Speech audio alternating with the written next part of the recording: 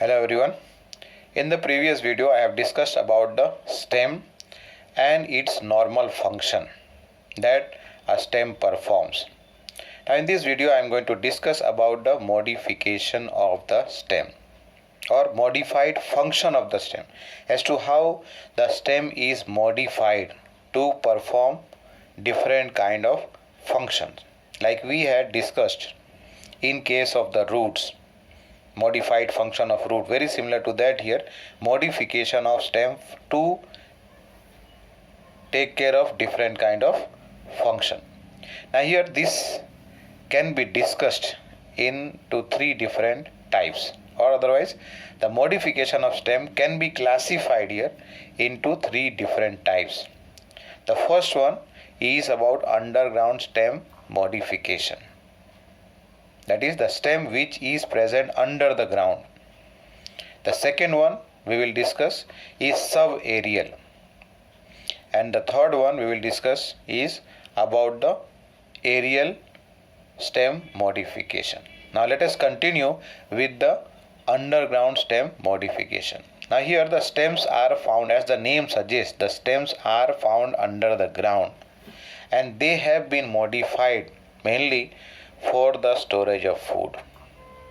The stem which are found under the ground, they are mainly modified to store food. And in some cases, in some plants, what happens, these underground stems, they act as even organ of perennation. Means what? Unfavorable conditions when it arises, during that time what happens, the aerial part of the plant, it dries off, but this underground part or underground stems are present which give rise to the new plant later on. And that is why here that they act as an organ of perennation to tide over unfavorable condition of growth. This can be classified, or this can be discussed into four different types. The first one is very common, is about the tubers. All of us eat potato. Is it right? So potato is actually a tuber. It is an underground stem.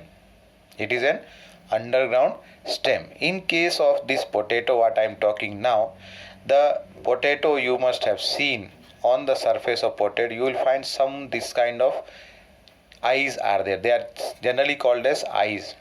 Now onto that eye, small dot like structure you will find, and these small dot like structures are actually the axillary buds which develop into or which grow into a new plant. That means what, here the axis, first of all, which is above the ground surface here. Above the ground surface, the part that is found in case of the potato plant, that is having the stem and the leaves which are able to perform the process of photosynthesis, produce the food, and this food is stored under the ground. This food is stored under the ground. Now the branches that are present, or the part of the stem that is present under the ground, from there they produce the axillary buds. Means what? The nodes are there, first of all. At the nodes, what is present? Leaves are present, and these leaves are, we are talking here about under the ground, so they will not be green, it is obvious. So these leaves are actually called as what? Scaly leaves. These underground leaves are there, these are called as scaly leaves. So in the axil of these leaves are present some buds, that is in the axil what I said. And over here what happens, these buds develop into branches, and at the tip of these branches what happens, they store the food. They turn into food storing structures. They store food, and after getting or after storing the food, they take the shape of a rounded or oval structure, and these structures are called as tubers. These structures are called as tubers. Now here main function what I said they are performing, that is to store the food over here. They are storing food here. Coming to the example, already I have taken the example of potato plant. And axillary buds, I mentioned here that it is present in the axil of the scaly leaf. You can see small dot like structure or otherwise pits. These are actually the axillary buds that develop into a new plant. Also sometimes these buds are referred to as what? Eyes. Coming to the second type is rhizome. Best example over here can be taken of ginger and turmeric. Ginger and turmeric over here. Now in this case what happens? The stem which is present under the ground. This grows horizontally parallel to the ground surface. This grows horizontally and parallel to the ground surface, and they store the food, and as a result of that they become fleshy due to the storage of food. Now how can we say that ginger or turmeric is a stem, underground stem? Because they possess the structures you can see here in the figure, nodes. They have internodes, and at the nodes they are covered by scaly leaves, and on the lower side you can see what is present here. Adventitious roots are present, and you know adventitious roots develop from any other part other than radicle. So here this is supporting over here, it is a proof, like you can say, nodes are present, internodes are there, scaly leaves are present, and also adventitious roots are present onto the underground stem of the ginger. And this modified form of the stem in case of ginger and turmeric is called as rhizome. It is called as rhizome over here. And it is also called as, similar little bit difference is there, which is called as root stock. In case of banana and Dryopteris, it is also called as root stock. But it is not root, actually it is the part of the stem only. The third kind is called over here, let us see, the corm, C-O-R-M, corm. Now this is actually, it is almost like you can say rhizome, or it is a, you can say, the condensed form of rhizome. Condensed form of rhizome which contains only one internode. Which contains what? Only one internode. It does not have any branching even. That means what? It is short, thick and underground unbranched stem. It is short, thick and unbranched underground stem which is made up of only one internode. Now the function that it does here is to store the food first of all. It also works as a vegetative organ. Means what? It takes part in vegetative propagation. Means a new plant can be grown by the use of this underground stem. And also it helps in perennation. Earlier I have discussed about perennation. When the unfavorable condition arises, at that time what happens? This structure will be still living. The upper part of the ground or the aerial part of the plant is going to dry and die off, but this is underground part which remains alive, and it can later on give rise to a new plant.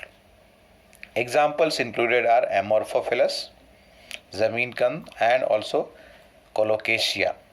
The figure that is shown over here is of Colocasia. That is corm we are talking. And the third one is in case of bulb. The part that we generally eat is, we are not eating the stem. We are actually eating what? The leaf part. The basal part of the leaf stores the food in case of onion and also in case of garlic.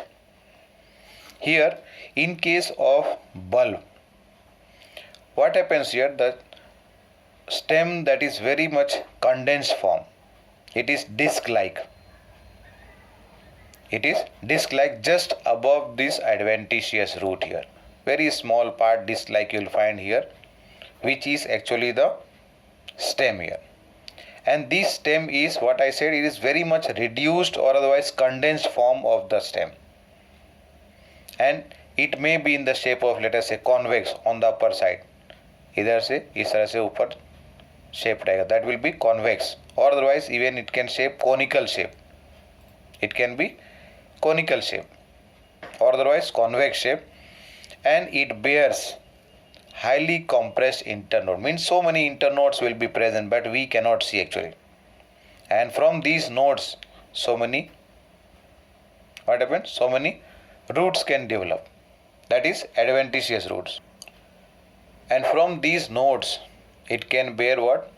Leaves, fleshy leaves, and the basal part of these leaves stores the food which generally is eaten. Now coming to the example here. So onion, garlic and tulip are included as example of bulb. That was about what? Underground stem modification. Now coming to the next one, second one, subaerial stem modification. Subaerial stem modification. In this what happens, the stem lies very near to the we can say soil surface, either above the ground or below the ground, but very near to the ground surface here. And these stems are thin, very much delicate and weak, that they cannot stand erect even. They are thin and delicate, and plus they are also weak, and because of which what happens, they cannot stand erect. So what they do, they grow parallel to the ground surface. Means they grow prostrate on the ground, and in some cases they even climb. If they get support of some other plants, they climb to a higher level with the help of support. This can be classified into 4 types. Let's see one by one. Let us see here. First one is runner. You must have seen the lawn grass. Generally it is called as what? Lawn grass. Here doob grass. And its scientific name is given in this figure, cynodon. Cynodon. Cynodon. That is a scientific name. But generally they are called as what? Either lawn grass you call or doob grass. So what happens in this case, they grow prostrate on the ground surface, and that also in all direction and above the ground surface. Now when they grow above the ground surface, wherever the nodes come, from the nodes what happens, the adventitious root develop and penetrate into the soil, fixes the plant, and from the aerial part, from the node only, some leaves come out or branches come out, and they grow at that point. So what happens here? This is like a creeping plant. This is a creeping plant, like where the stem grows, okay, parallel to the ground surface, and the nodes are in contact with the ground surface, from where the adventitious root develop and penetrate into the soil for support and absorption of water and mineral salt.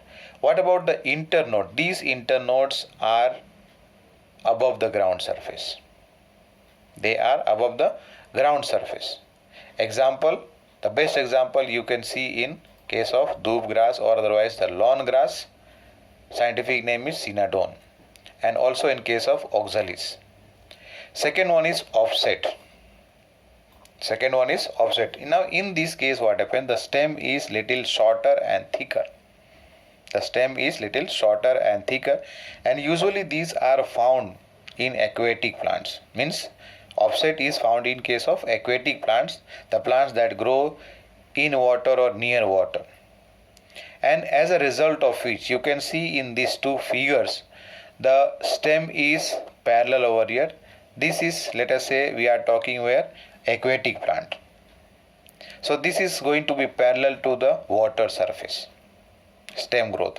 On the lower side, roots develop and go downward, and from that node only a tuft or otherwise group of leaves arise or leaves develop, which are in the air, aerial leaves, which is responsible for the synthesis of food for the plant. In case of the plants which are near to the water, let us say in the soil, similar kind of structure will be there. The roots are going to penetrate into the soil part and the leaves are going to remain on the surface. And very good example you must have seen here, water plant like Eichhornia, which is also called as commonly as water hyacinth. And in case of Pistia, one of the figure that is left side is, this one is Pistia and this is Eichhornia. And they are able to float on the surface of water in case of Eichhornia, because over here the petiole is there which is swollen and it is having lot of air space present there. So as a result of which what happens, the plant body as a whole becomes lighter so that it can float on the surface of the water. Coming to the third one is sucker. Now in case of sucker, this grows horizontally on the surface or under the surface of the soil. This grows horizontally for some distance under the soil, and then what happens, it comes out of the ground surface. First of all, it moves or it grows horizontally under the soil surface, and then it comes out obliquely outside the soil surface and grows upward, let us say into a plant or into a stem like a branch like. And the other part which is under the ground, it keeps on growing. And the structure that you can see here in the figure, that is actually the sucker which is going to develop further into another plant. That is, aerial plant is going to be formed from this sucker. That means what? It develops over here leafy part from the adventitious roots which are present here at the bottom. It is going to absorb the water and mineral salt. Now example that are included here or that can be included here is Chrysanthemum, Musa, that is banana plant, Mentha, scientific name for Pudina, and then strawberry and pineapple are also included under sucker. The fourth one here is the stolon. In case of stolon, what happens? The stems are very thin one, that is slender means thin, which have weak lateral branches. They arise from the base, they arise like an arch, and then after becoming little heavier, you can say, what happens? It comes onto the surface of the ground again. So what happens here? The stem that arise from the basal part here, they grow like an arch. They try to move in the upward direction, but because of its slenderness or because it is thin and weak, it is not able to take the weight of the part over here, so it comes again onto the surface of the ground, and when the node comes in contact with the soil, from there adventitious root develop, and from the lower part adventitious root, and from the upper part a branch or the leaf develops that give rise to a new plant. The examples that are included here are jasmine, Nephrolepis, strawberry, Colocasia, and also Vallisneria. All these are example for stolon. The third kind over here is the aerial stem modification. Means what? This is modification of the stem which is outside the ground, not under the ground, not even near to the ground, let us say on the surface of the ground, but these are found in those plants which can grow little higher from the ground surface. This we will discuss into 5 types. The first one is the stem tendrils. In case of this, what happens? The stem part, either the apical tip of the stem or the branch, okay, they grow into a thread-like structure, thin thread-like structure, which are able to coil around a support. Means what? They have this thin thread-like structure which can coil around a structure or around a support, and as a result of that, this helps the plant to climb higher, and this will be present in those plants in which what happens, the stem is thin and weak.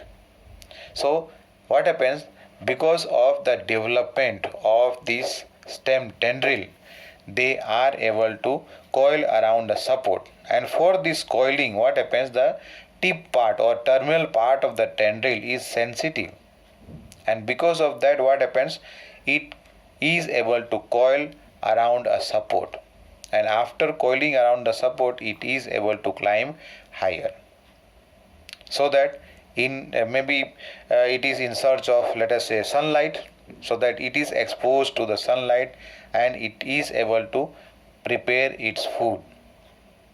The tendril over here, the tendril help in the, what I said earlier, that the stems are not very strong, they are weak. So that means this tendril is helping the plant to climb with the help of a support.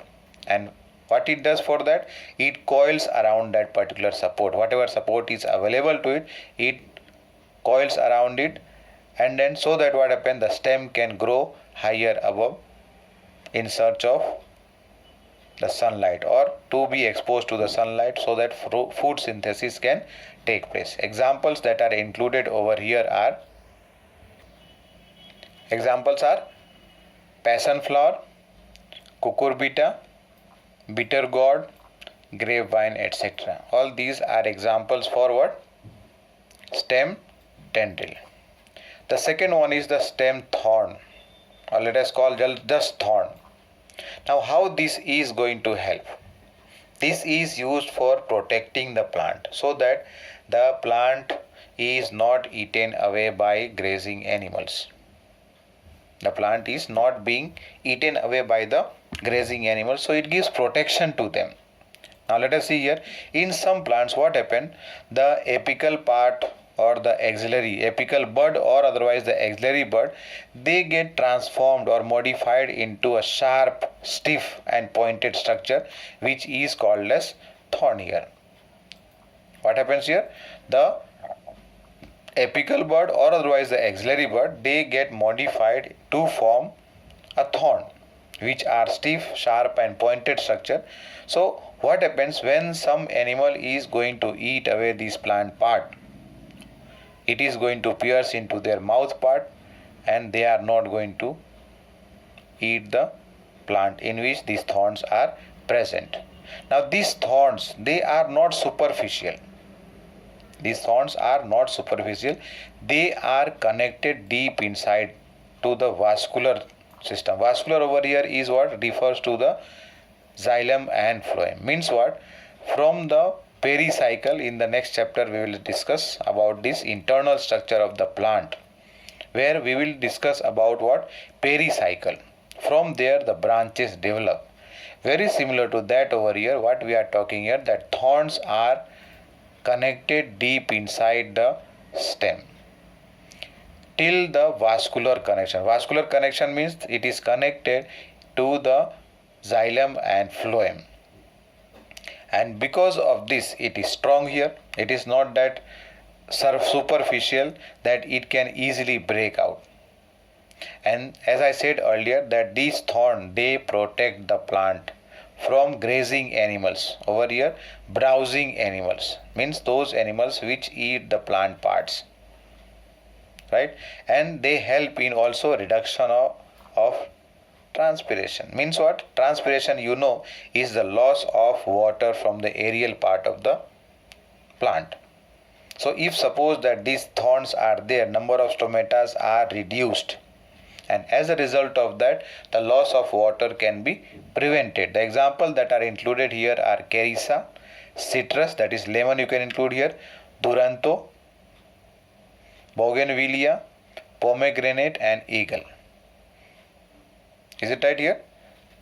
Now coming to the structure that you can see over here, this is for the thorn here, and before this I have discussed about the stem tendril. Over here you can see the axillary bud is transformed into thread like structure, that is called as tendril, and here thorns are present over here at the axillary bud like. In case of rose, In case of rose, what happens? The thorns are present. You must have seen on the surface of the stem. They are not like here. Here, what we discussed, the thorns are deep-seated structure. Means what? It is connected till the xylem and phloem. But in case of the thorn of the rose, they are superficial. You can easily remove them from the surface of the stem. And that is why they are called as what? Prickles. In case of rose, what I said, there are pointed structure. Curved, they are pointed, plus also they are curved. But they are not deep sighted like in the case of thorn we have discussed just now. They are only superficial, and so these structures in case of rose is called as prickles. Prickles. Prickles. Now coming to the third one, that is phylloclade. Now in case of phylloclade, very good example, you have seen cactus. Scientific name is Opuntia. In case of cactus, the expanded green part that you see, leaf-like structure, but actually they are not leaf, they are stem, which has been modified into flat green structure which are succulent or juicy, fleshy, and they are green in color because they contain chlorophyll or chloroplast here. And the thorn-like structure that you see, they are called as spines. Actually these spines are reduced leaves here. They have been reduced to form what? Spines, so that the number of stomata are reduced and they can prevent the loss of water. And who is going to produce the food then? So that food is produced by the stem here. So this modification of phylloclade is for photosynthesis. Modification of the stem in case of cactus and other plants which are xerophytic, like other example Euphorbia, Casuarina, Cocolloba, that is Muehlenbeckia. Common name is Muehlenbeckia. In this case, what happens? They grow in areas which are having less water supply. And in that, what happens? The stem is modified to carry out the process of photosynthesis, because the leaves further are modified or reduced in size so that they can prevent the loss of water. Now here in this case, what happens? The structure that is formed here in case of cactus, this is called as phylloclade. Okay, the stem becomes green and they are having what I said earlier, chloroplast, and they are generally flat, they are fleshy.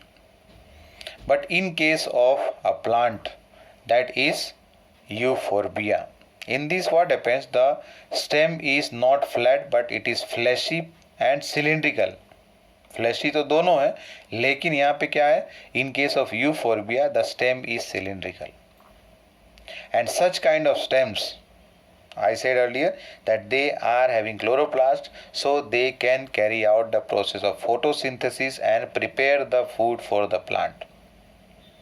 And why this modification has been done? So that what happens? The leaves are reduced, the number of stomata are reduced, so water loss can be prevented.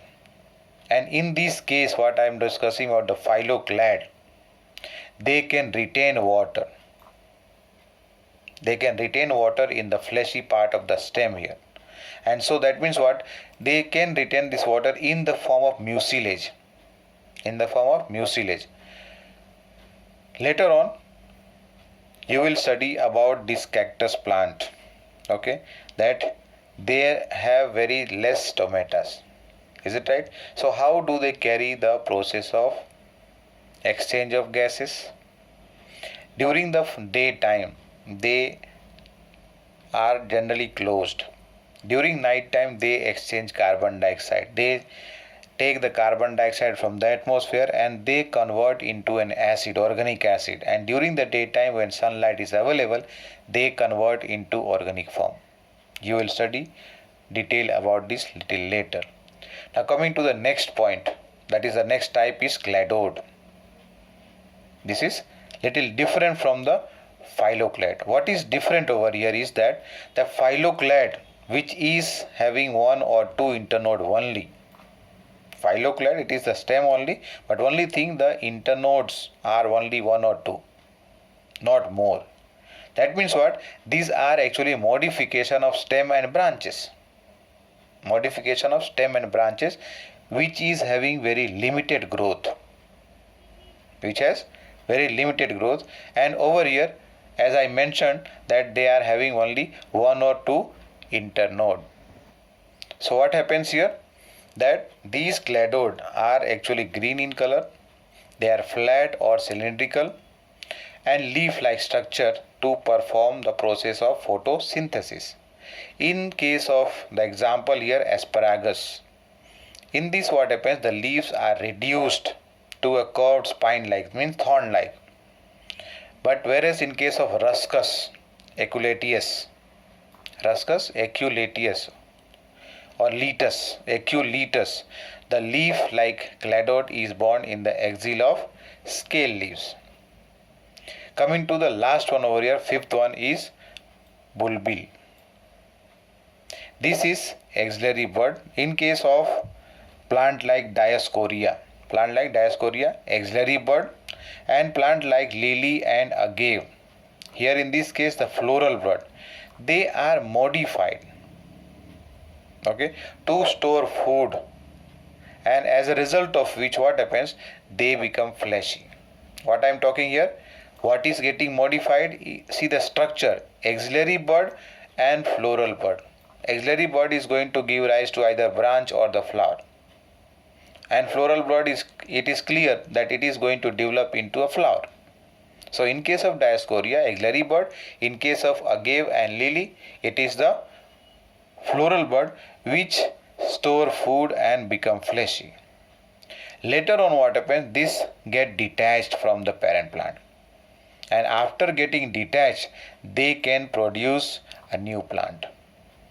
That means what? This kind of modification is helping in two ways. One is to store the food and also take part in reproduction, because they are able to grow into a new plant. So that was about bulbil. The figure you can see here in case of bulbil how it looks. This is the leaf over here. The axillary bud has been transformed into bulbil. Later on, after getting detached from here, it can develop into a new plant. And the fourth one that I discussed, cladode, you can see the figure over here, one of them is present here.